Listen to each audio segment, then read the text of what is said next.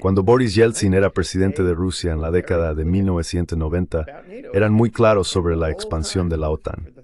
Durante las 3 décadas desde entonces hasta ahora, la gente decía, podemos seguir expandiendo la OTAN. Nunca van a reaccionar, están mintiendo.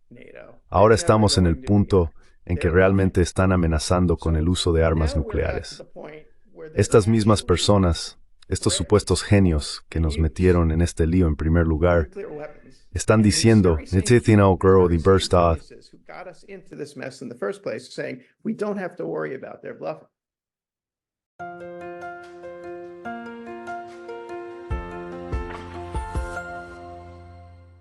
Hello everybody, this is Pascal from Neutrality Studies. Hola a todos. Soy Pascal de Estudios de Neutralidad. Hoy estoy haciendo una actualización con James Cardin, un periodista y ex asesor de la Comisión Presidencial Bilateral España-Rusia, bajo el presidente Obama. Actualmente es miembro de la Junta del Comité Americano para el Acuerdo Estados Unidos-Rusia. James escribió recientemente varios artículos que merecen ser leídos y discutidos, especialmente sobre el implacable movimiento de la política de Estados Unidos y Occidente hacia Ucrania y Rusia, que nos está acercando a un posible intercambio nuclear. James también observó recientemente las elecciones del Parlamento Europeo en Hungría. De eso queremos hablar. James, bienvenido. gracias por invitarme. Empecemos con Hungría. Estuviste allí para observar las elecciones. ¿Cómo percibiste el ambiente en Hungría? Orbán perdió algo de apoyo en comparación con la última elección. ¿Cuál es tu interpretación de eso?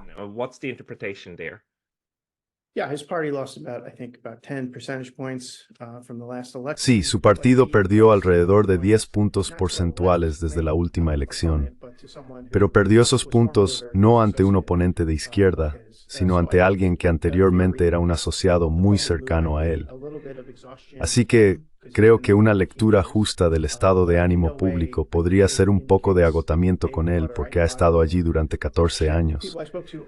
Pero de ninguna manera esto indica un problema ideológico más amplio. Las personas con las que hablé están cansadas de la guerra y las sanciones. En ese país, dada su historia, Putin, Zelensky y Biden son igualmente impopulares. Los húngaros han tenido sus propios problemas con el trato de la minoría húngara en Ucrania. Rusia tampoco es exactamente popular allí. Algunas personas sintieron que Orbán fue un poco demasiado franco con respecto a sus opiniones sobre la guerra. Pero en general, la posición, que es una postura pro-diplomática, no necesariamente pro-rusa, tiene cierto apoyo.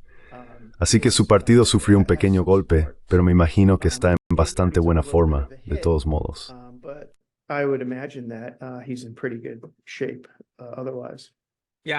Sí, y es importante decir que estas fueron elecciones del Parlamento de la UE. No tienen ninguna influencia en la política nacional, ¿verdad? Esto no va a cambiar el Parlamento húngaro de ninguna manera. Es más un indicador.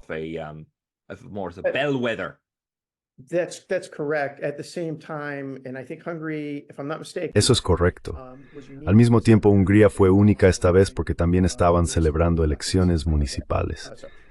Así que ahí es donde estamos. Creo que los resultados generales de las elecciones de la UE indican una amplia insatisfacción con el consenso transatlántico a favor de la guerra. Ese es uno de los temas que ha llevado a su tipo de popularidad en Europa. El otro tema, por supuesto, es la amplia insatisfacción con respecto a la migración. Así que esos dos temas, la guerra y la migración, realmente están impulsando la conversación en Europa en general.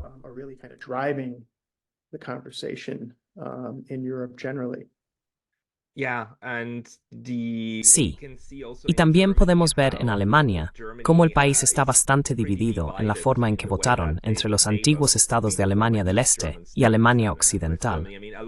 Mucho está saliendo a la luz ahora, y en Francia, el señor Macron anunció que disolvería el Parlamento.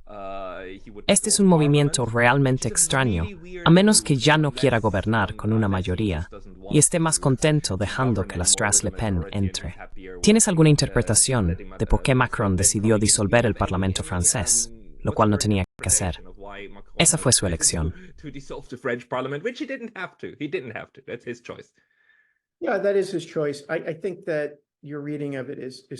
Sí, esa es su elección. Creo que tu interpretación es correcta. En Francia tienen una especie de superpresidencia, ¿verdad? El gobierno, tal como fue concebido bajo Charles de Gaulle alrededor de 1958-59, le da al presidente una cantidad enorme de poder.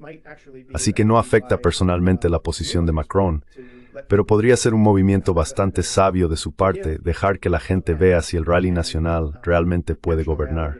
Podría resultar que cuando estén en el poder se vuelvan menos populares, pero supongo que lo veremos. Yeah. It's true. And they have a word for that in France. Es cierto. En Francia, tienen un término para cuando el presidente y el primer ministro son de dos partidos diferentes: cohabitación. Esta situación no convierte al presidente en un pato cojo, de la misma manera que en los Estados Unidos, cuando el Congreso está controlado por el otro partido. El presidente francés tiene más poder que el primer ministro en muchos aspectos. Sin embargo, esto hace que gobernar en general sea muy difícil. Tal vez ese sea el punto: tener 3 años más y dejar que el Rally Nacional entre y enfrente desafíos. Macron mismo no se postula para la reelección, de todos modos.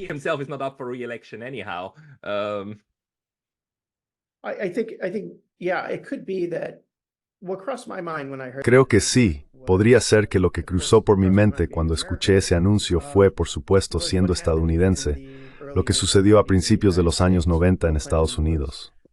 Bill Clinton fue elegido en el 92, con un porcentaje minoritario del voto popular. En 1994, Newt Gingrich y los republicanos llegaron, y eso terminó siendo quizás lo mejor que le pudo haber pasado a la presidencia de Clinton.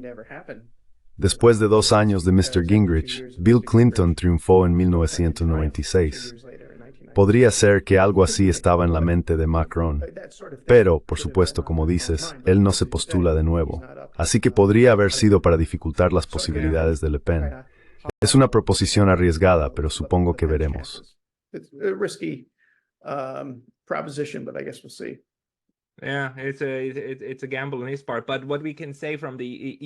Sí, es una apuesta de su parte.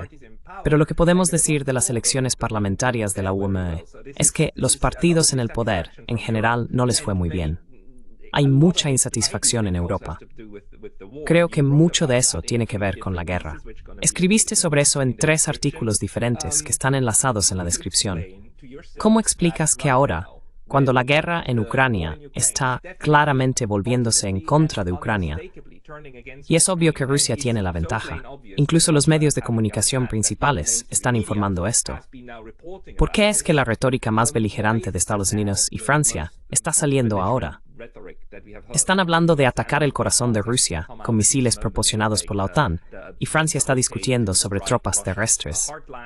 ¿Cómo le das sentido a eso?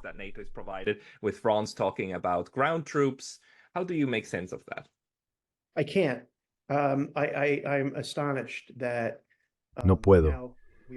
Estoy asombrado de que ahora, 28 o 29 meses después del inicio de la guerra, podríamos estar entrando en su fase más peligrosa. Existe una posibilidad real de que se internacionalice y se convierta en un conflicto global. Me ha sorprendido la retórica beligerante de Macron. No me sorprende tanto la retórica beligerante que viene de Washington, pero parece notablemente más imprudente que hace un par de meses, cuando quedó claro que la marea de la guerra estaba cambiando a favor de Rusia. Así que creo que desafortunadamente estamos entrando en un periodo de extrema incertidumbre, inestabilidad y de hecho peligro, especialmente si Biden sigue el consejo de los republicanos en la Cámara.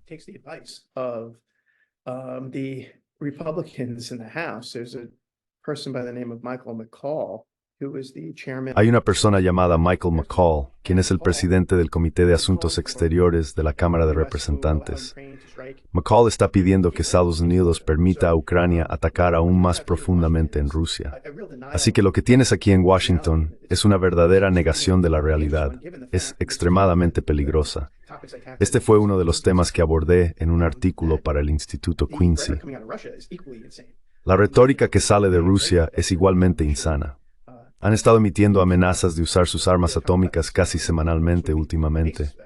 Hubiera esperado hace unos meses que pudiéramos ser... I would have hoped a few months ago that we would have been sitting here in the summer of 2024 with the election actually not too far away now. En realidad, no hace mucho tiempo estaríamos hablando de cómo esto está llegando a su fin, pero no parece estar llegando a su fin en absoluto. Parece estar entrando en un periodo nuevo y más peligroso. Existen interpretaciones que sugieren que esta es la etapa inicial de negociaciones reales, que podrían ocurrir pronto. Ambas partes están tratando de aumentar la apuesta para incrementar el nivel de amenaza y tener una mejor posición inicial para las negociaciones. Estados Unidos, en particular, está tratando de parecer más impredecible y, por lo tanto, más peligroso. En el lado ruso, tenemos a personas como Karaganov, que han estado diciendo abiertamente que necesitan asustar a los europeos y a los estadounidenses. Necesitan entender que esto es real y que la aniquilación nuclear mutua está sobre la mesa.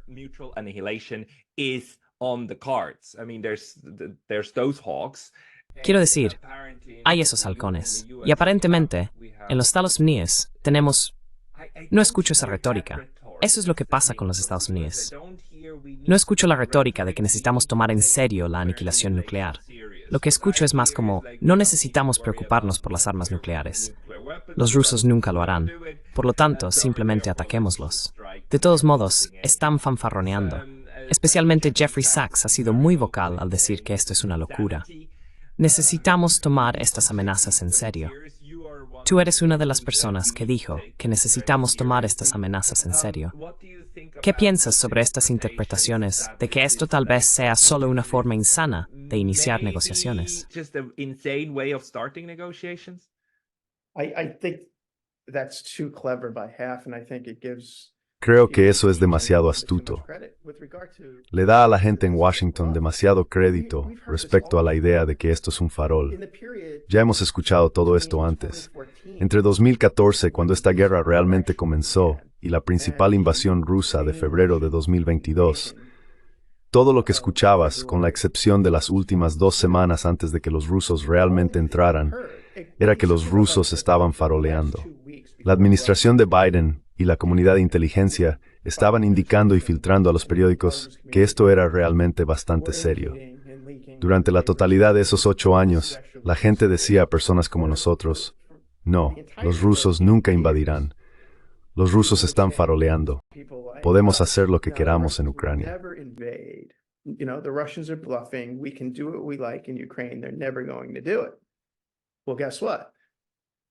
Nunca lo van a hacer. Bueno, ¿adivina qué? Lo hicieron. Así que creo que esta idea de que tenemos este hábito de no tomar lo que dicen al pie de la letra o incluso en serio, no ha funcionado tan bien. Antes de 2014, comenzando cuando Boris Yeltsin era presidente de Rusia en la década de 1990, fueron muy claros sobre la expansión de la OTAN. Y todo el tiempo durante las 3 décadas desde entonces hasta ahora, la gente decía, podemos seguir expandiendo la OTAN. Nunca van a reaccionar, están fanfarroneando. Así que ahora estamos en el punto en que realmente están amenazando con el uso de armas nucleares. Y estas mismas personas, estos mismos genios que nos metieron en este lío en primer lugar, están diciendo que no tenemos que preocuparnos porque están fanfarroneando.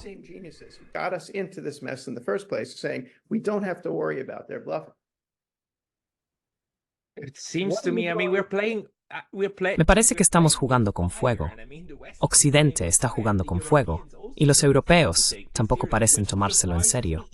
Esto me sorprende aún más porque era completamente claro durante la Guerra Fría, y también lo es ahora. Antes de que Moscú aniquile a Washington y Washington aniquile a Moscú, serán París, Berlín, Varsovia y otras ciudades las que arderán. Esto estaba muy claro.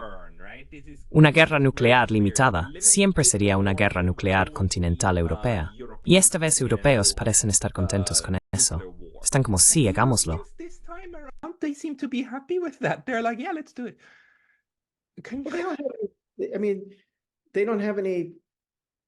Quiero decir, no tienen ninguno. Es una situación política muy similar a la de aquí, donde realmente no tienen líderes de calidad. Nosotros ciertamente no.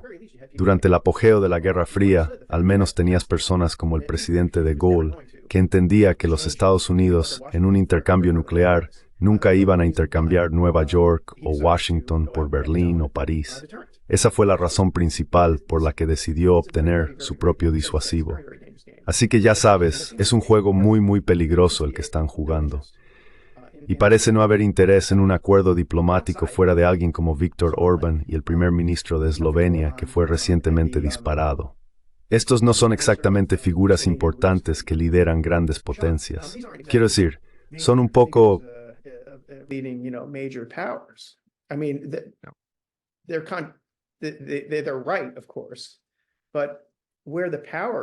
Tienen razón, por supuesto, pero donde está el poder, se ve muy poco sentido común en exhibición. Casi nada, en realidad. Una cosa que va a suceder el próximo fin de semana, que no me emociona, pero que encuentro interesante, es esa cumbre de paz en Suiza.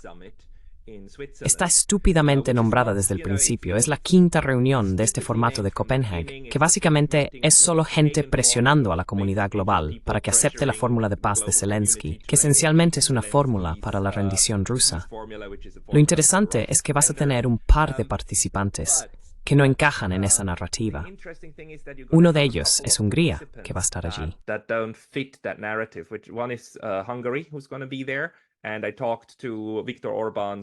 Y hablé con el asesor político de Viktor Orbán, Balázs Orbán, y él dijo, mira, apoyamos cualquier cosa que pueda llevar a la paz en una etapa posterior, ¿verdad? Y esto podría ser una, no lo sabemos, pero podría llevar a algo. Una delegación india también va a estar allí. Si quieren un comunicado conjunto al final, necesita ser moderado. No creo que los indios o los húngaros pongan sus firmas en algo que llame a una rendición total de Rusia, ignorando todos los eventos que han estado ocurriendo en el campo de batalla durante los últimos meses. Así que, esta es mi única esperanza, que alguna posición de negociación que pueda ser utilizada más adelante para negociar con los rusos salga de esto. ¿Tienes alguna esperanza similar? ¿O cómo ves esa reunión la próxima semana?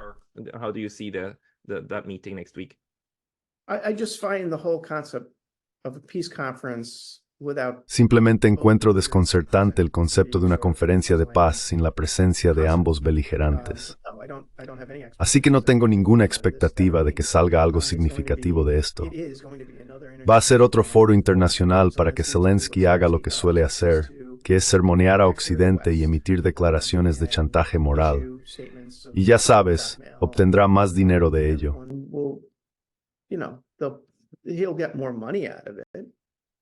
El discurso ya conocemos. Correcto. Así que no tengo ninguna expectativa para la próxima conferencia.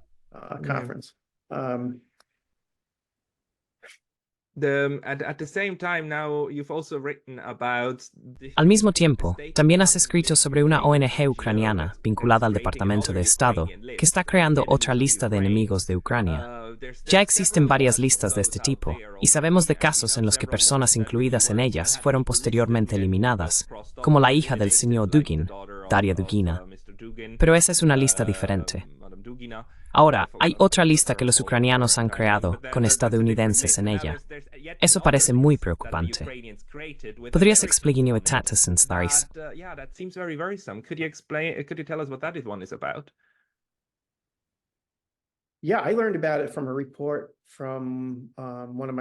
Sí, me enteré por un informe de uno de mis colegas en el American Conservative.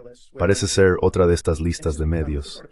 Esto se ha convertido en parte del nuevo complejo de desinformación, donde crean sitios web intrincados que vinculan a todo tipo de personas. Se supone que todo es una conspiración, insinuando que todos estamos recibiendo órdenes del Kremlin. Creo que esa es la idea general. Emiten estas listas cada 6 meses, más o menos.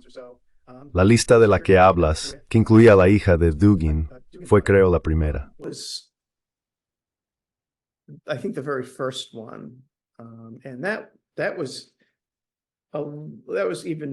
Y eso fue aún más alarmante porque esto parece ser una cosa de los medios.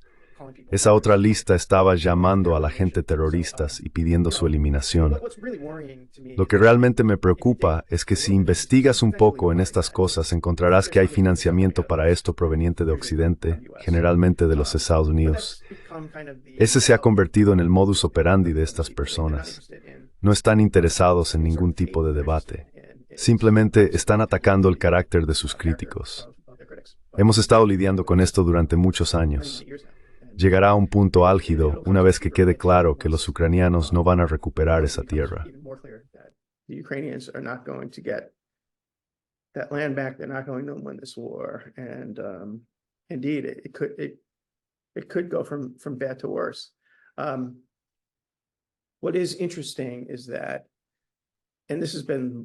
Lo que es interesante, y esto ha sido ampliamente ignorado, pero Reuters lo informó, es que Putin, a través de emisarios, ha expresado interés en conversaciones. Sin embargo, parece no haber reciprocidad por parte de Occidente.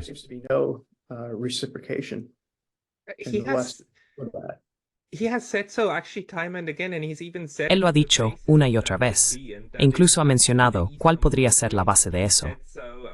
Esa base es el Acuerdo de Estambul. Reiteró esto hace unas 2 semanas. Por supuesto, tendría que tener en cuenta las realidades actuales, pero Estambul para él no está muerto. Eso está bastante claro, al menos para mí. Mencionó esto en la entrevista con Tucker Carlson, y nuevamente hace 2 semanas. Esto es en realidad un punto de partida muy generoso si lo piensas, porque los términos allí, como ahora sabemos por un análisis de Sergei Dachenko y su colega, han sido favorables. Por supuesto, este sería el punto de partida y no el final.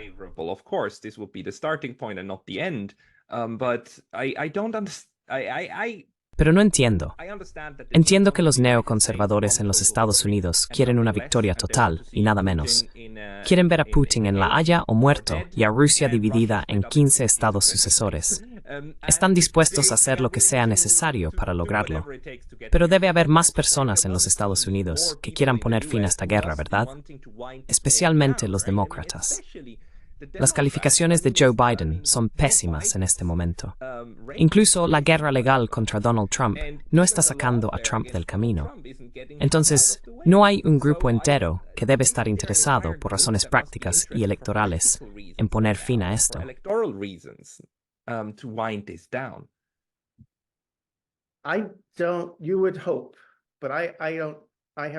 No. Uno esperaría que sí, pero no lo he visto. No creo que sea el caso. Ahora mismo básicamente se ha vuelto más tribal. O estás en el equipo rojo o en el equipo azul, y eso es todo. No creo que esta vaya a ser una elección centrada en los temas en absoluto. Creo que realmente va a ser un referéndum sobre si te quedas con un tipo o recuperas al otro. Y eso es todo. El único candidato que está hablando sobre la guerra es Kennedy, que tiene muy pocas probabilidades. Creo que generalmente está en las encuestas con alrededor del 10%. Parece estar en muchas boletas, pero fuera de eso, es muy poco. No creo que la guerra esté en la mente de muchas personas en los Estados Unidos, para ser perfectamente honesto.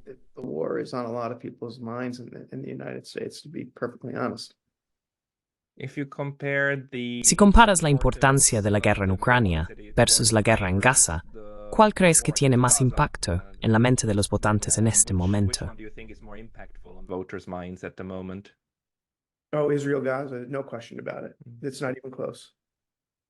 Israel-Gaza, sin duda. Ni siquiera se acerca en ambos lados, a favor y en contra. La oposición va a causar a Biden problemas significativos con su esfuerzo de reelección. Fuera de tal vez febrero de 2022 y durante el verano, la guerra de Ucrania tuvo mucha atención estadounidense. Pero una vez que ocurrió el 7 de octubre, olvídalo. Es Israel-Gaza todo el camino. En el caso de que un votante estadounidense piense en política exterior, realmente no hay tantos para empezar.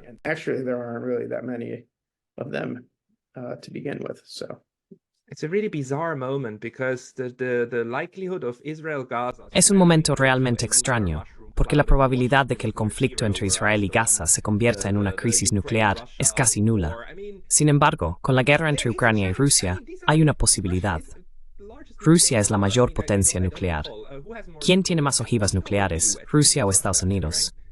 Creo que es Rusia en realidad. Entonces, ¿por qué somos tan malos como humanos para calcular el riesgo? At calculating risk, obviously. Yeah.